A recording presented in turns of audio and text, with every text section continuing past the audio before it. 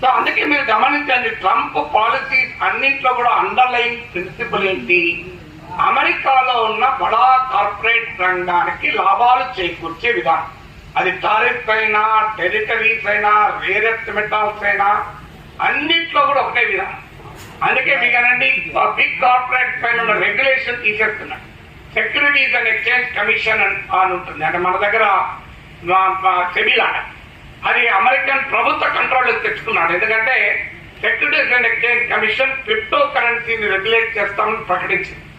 అందువల్ల crypto currency regulate చేయకూడదు కనుక, మా ఫైనాన్స్ క్యాపిటల్ ఫ్రీడమ్ ఉండాలి కనుక అది ప్రభుత్వం కిందకి తీసుకొచ్చాడు. అలాగే ఫెడరల్ ట్రేడ్ కమిషన్, ఇది మానోపల్లి గుత్తాధిపత్యం మార్కెట్లో ఎవరిపైన ఉండద్దు అని బిగ్ కార్పొరేట్స్ కూడా కేసులు పెడుతున్నారు. అమెజాన్, మెటాల్ అని. ఆ ఫెడరల్ ట్రేడ్ కమిషన్ ప్రభుత్వం కిందకి తీసుకొచ్చారు. ఆఖరికి మన రిజర్వ్ బ్యాంక్ లాగా అమెరికాలో ఫెడరల్ రిజర్వ్ అంటారు. దాని అధినేత జెరోమ్ పవెల్, ఆయనను 2018లో ట్రంపే నియమించాడు. ఇప్పుడు నేను తీసి పడేస్తా అంటున్నాడు. తీసి పడేయలేడు కనుక రోజు తిట్టడం మొదలు పెట్టాడు. ఆయనకు మిస్టర్ లేట్ అని ఒక పేరు కూడా పెట్టేశాడు. ఇలా అమెరికాలో ఉన్న మొత్తం వ్యవస్థలన్నిటినీ తన గుప్పిట్లో పెట్టుకొని తాను అమెరికాలో ఉన్న కొద్ది కార్పొరేట్ దిగ్గజాలకు సన్నిహితంగా అమెరికన్ ఎకానమీని, అమెరికన్ స్టేట్ పవర్ను అప్పగిస్తున్నాడు. సో ఇది మీకు మొత్తం ట్రంప్ అనుసరిస్తున్నటువంటి విధానాల్లో ఉండే సారాంశం. ఇది దీన్ని మీరు ఏమైనా చెప్పండి, మేక్ అమెరికా గ్రేట్ అగైన్ అను, మేక్ అమెరికా ఫస్ట్ అను, అల్టిమేట్ గా అమెరికన్ కార్పొరేట్ రంగానికి పెద్ద ఎత్తున లాభం చేకూర్చేటువంటి పనిలో భాగమే ట్రంప్ అనుసరిస్తున్న విధానం. మరి సక్సెస్ అయితే చివరి పార్ట్లో ఏం జరుగుతుంది అనేది ఇదొక గేమ్. ఈ గేమ్ థియరీ ఏం చెప్తుందంటే, ఈ గేమ్ ఎప్పుడు కూడా ఎన్ని గేమ్ లో సఫర్ అయ్యే వాళ్ళు ఇద్దరు ఉండదు. కానీ నీ ప్రత్యర్థికి ఎక్కువ పెయిన్, నీకు తక్కువ సఫరింగ్ వస్తే నువ్వు గెలిచినట్టు. నీ ప్రత్యర్థికి తక్కువ పెయిన్, నీకే ఎక్కువ సఫరింగ్ వచ్చినందుకు నువ్వు ఓడిపోయినట్టు. So Trump is playing a game theory. ఈ ప్రాసెస్ లో ఏం జరగవచ్చు? ట్రంప్ గెలుస్తాడా? ట్రంప్ కు వ్యతిరేకంగా ఉన్న ప్రపంచం గెలుస్తుందా? Nobody nose. ఏం జరుగుతుందో చెప్పలేదు. అమెరికా ఆధిపత్యం మరింత పతనమవుతుందా, లేదా అమెరికా ఆధిపత్యానికి సీరియస్ క్వశ్చన్ రైజ్ అవుతాయా అనేది ఇప్పుడు ప్రశ్నలుగా మిగిలాయి. As of today there question. మీరు అందుకే గమనించండి, కాంట్రడిక్టరీ సిగ్నల్స్ ఎందుకు వస్తున్నాయి? మేక్ అమెరికా గ్రేట్ అగైన్ అంటుంటే అమెరికన్ డాలర్ పడిపోతుంది. ఈ మంత్ లో 6% పడిపోయింది. లాస్ట్ 2-3 months లో 10% పడిపోయింది అమెరికన్ డాలర్. మరి మేక్ అమెరికా గ్రేట్ అగైన్ అన్నప్పుడు డాలర్ ఎందుకు పడిపోతుంది? అమెరికాకు వ్యతిరేకంగా ప్రపంచ దేశాలు కూటములు కడుతున్నాయి. అసలు అమెరికా మిత్ర దేశాలైన జపాన్, సౌత్ కొరియాతో చైనా చర్చలు జరుపుతోంది. చైనాకు జపాన్ కు పడదు అసలు. అయినా కూడా చైనా, జపాన్, సౌత్ కొరియా ఏకమవుతుంది. అమెరికాకు ఒక రకంగా క్లయింట్ కంట్రీగా ఉన్న Japan all options are open అంటుంది. అసలు కెనడాలోనైతే, యూరోప్ లో అయితే బాయ్కాట్ అమెరికా అనే నినాదాలు పెరిగాయి.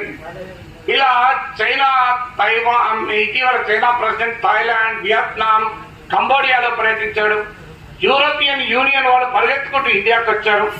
యూరోపియన్ యూనియన్ చైనా ఏకమవుతోంది. అమెరికన్ డాలర్ కి అసలు మేము పోటీగా నిలబడతాం, ప్రత్యామ్నాయం చూసుకుంటాం అంటున్నారు. మీకు అమెరికా డాలర్ వ్యవస్థ ఇంటర్నేషనల్ సెటిల్మెంట్ స్విఫ్ట్ ఉంటుంది, society for world wide inter bank financial telecommunication. ఈ అమెరికా ఆధిపత్యం ఉంటుంది. రష్యాను దాని నుంచి బహిష్కరించాడు ఉక్రెయిన్ వార్తలు. ఇప్పుడు చైనా వాళ్ళు ఇంటర్ బ్యాంక్ పేమెంట్ సిస్టమ్స్ అని సిప్స్ అని మొదలుపెట్టారు. Cross border inter bank payment system. దానికి పాపులారిటీ పెరుగుతోంది. సో ఈ వార్ ఎటువైపు వెళ్తుంది? ఒకవైపు తన ఆధిపత్యాన్ని నిలుపుకోవటానికి తన ప్రపంచంలో తన మిత్రులైనా అవసరమైతే డంప్ చేసి the world economic and political order ను, అమెరికన్ సుప్రమసీ నిలబెట్టుకోవటానికి ట్రంప్ దాన్ని రీడ్రా చేస్తున్నాడు. ఈ సిచ్యువేషన్ ఎప్పుడు కూడా ఒక క్రైసిస్, అదే సమయంలో ఒక అపార్చునిటీ ఏంటి? ప్రపంచంలో ఆధిపత్యమే ఉండకూడదు అనే మనలాంటి వారు, ప్రపంచానికి ఒక డెమోక్రటిక్ వరల్డ్ ఆర్డర్ ఉండాలి, బహుళ ధ్రువ ప్రపంచం ఉండాలి, మల్టీ పోలార్ ఆర్డర్ ఉండాలి అని భావించే వారికి ఒక అవకాశం కూడా. ఈ అవకాశాన్ని తీసుకొని ప్రపంచం ఎలా నిలబడుతుంది? అమెరికాకు కు పోటీగా అమెరికన్ డాలర్ కు ప్రత్యామ్నాయంగా ఇంత తొందరలో సాధ్యం కాకపోయినా ఒక ఎఫర్ట్ జర్నీ టువర్డ్స్ డీడాలరైజేషన్ అంటాం. అదైతే పెద్ద పదం. ఇప్పుడు డీడాలరైజేషన్ సాధ్యం కాదు. ఎందుకంటే 60% of trade, 90% of foreign exchange transactions, 70% of capital flows డాలర్లోనే జరుగుతుంది. అందువల్ల ఇప్పుడు అంత సులభం కాదు. 70% ప్రపంచంలో డబ్బున్న దేశాలు, డబ్బున్న కార్పొరేట్లు తమ సేవింగ్స్ లో 70% డాలర్లను పెట్టుకుంటారు. అందువల్ల ఇమీడియట్ ఫ్యూచర్ లో డాలర్ ఆధిపత్యానికి ప్రమాదం లేకపోయినా on a longer run can the world live without US, can the world live without dollar? ఆ రకమైనటువంటి ప్రయత్నాలు ఏమైనా బలపడతాయా? This a fight, nobody knows who will win in this fight. So అలాగే మీకు కొత్త ట్రేడ్ బ్లాక్స్ ఏర్పడి ఇప్పటిదాకా వరల్డ్ ట్రేడ్ ఆర్గనైజేషన్, ఐఎంఎఫ్, ప్రపంచ బ్యాంక్ అనే ఒక ఫైనాన్షియల్ ఎకనామిక్ సిస్టమ్ అమెరికన్ ఆధిపత్యంలో నడుస్తూ వచ్చింది. ఈ ట్రంప్ సృష్టిస్తున్న వ్యవస్థను ఒక ఆపర్చునిటీగా మార్చుకొని ఈ వరల్డ్ ఎకనామిక్ ఆర్డర్ కు భిన్నంగా అనేక దేశాలు, అనేక కూటములతో కూడిన వరల్డ్ ఆర్డర్ ఎమర్జ్ అయ్యే దిశగా పని ఉపయోగపడుతుందా? There are efforts on both sides. అందుకే మీకు ట్రంప్ ఒకసారి ముందు ఒకసారి వెనక్కు వస్తే చాలా మంది మ్యాడ్నెస్ అనుకుంటున్నారు. అది మ్యాడ్నెస్ కాదు. ఇది బ్యాటిల్ ఫీల్డ్ ఎత్తుగడమే. ఒక అడుగు ముందుకేస్తున్నాడు, దానికి రియాక్షన్ బట్టి 2 అడుగులు వెనక్కేస్తున్నాడు, మళ్ళీ ఒక అడుగు ముందుకేస్తున్నాడు. అంటే there is a renewed battle. అంటే ప్రపంచంలో ఆధిపత్యం కొరకు ఒక కొత్త రకమైన వరల్డ్ ఆర్డర్ సృష్టికి ప్రయత్నం జరుగుతోంది. ఈ ప్రయత్నంలో అమెరికా అవసరమైతే తన యూరోపియన్ మిత్రులైనా పక్కన పెట్టి అమెరికన్ హెజోమనీని పదిలం చేసుకోవాలి అని అమెరికా కొత్త ఫ్రెండ్స్ తోనైనా కలుపుకొని కొత్త economic and political order create చేయాలి అనేది అమెరికా. దానికి అనివార్యంగా రియాక్షన్ ప్రపంచవ్యాప్తంగా వస్తోంది. ఈ రియాక్షన్ ఎక్కడికి దారి తీస్తుంది?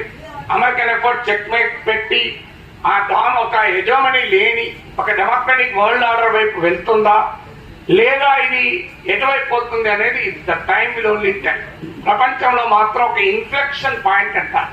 ఒక పెద్ద మార్పుకు అవకాశం ఉన్నటువంటి సందర్భంలో మనం ఉన్నాం. అందువల్ల మనము ప్రజలను ఎడ్యుకేట్ చేయాల్సింది ఏంటంటే ట్రంప్ చేస్తున్న ఈ వ్యవస్థ కాండ వెనకాల ఒక హ్యూమెన్, ఒక మానవీయమైన, ఒక ప్రజాస్వామికమైన, ఒక సమానత్వంతో కూడిన ప్రపంచ వ్యవస్థ కొరకు ట్రంప్ ఏమీ ప్రయత్నం చేయడం లేదు. ఆ మారిన అంతర్జాతీయ పరిస్థితుల్లో అమెరికా ఆధిపత్యాన్ని పదిలం చేసుకోవటానికి కొత్త రాజకీయ ఆర్థిక సమీకరణలకు ట్రంప్ ప్రయత్నం చేస్తున్నాడు. దీనికి వ్యతిరేకంగా ప్రపంచంలో అనేక దేశాలలో అనేక రూపాల్లో ప్రతిఘటన మొదలైంది. ఈ ప్రతిఘటన గెలిస్తే అమెరికా ఆధిపత్యం ప్రశ్నార్థకమై world will be more democratic order. ఈ ప్రతిఘటనలో ట్రంప్ గెలిస్తే ప్రపంచంలో గుత్తాధిపత్యం మరింత బలపడుతుంది, మరింత పదిలమవుతుంది. ఇవాళ ఆ ఇన్ఫెక్షన్ పాయింట్ లో మనం ఉన్నాం. అందువల్ల ట్రంప్ ఫినామినన్ ను డెమోక్రటిక్ గా అర్థం చేసుకొని దాన్ని ప్రజలకు చెప్పాల్సిన బాధ్యత మన పైన ఉంది. మరొకసారి మీ అందరికీ ధన్యవాదాలు చెప్తూ సెలవు.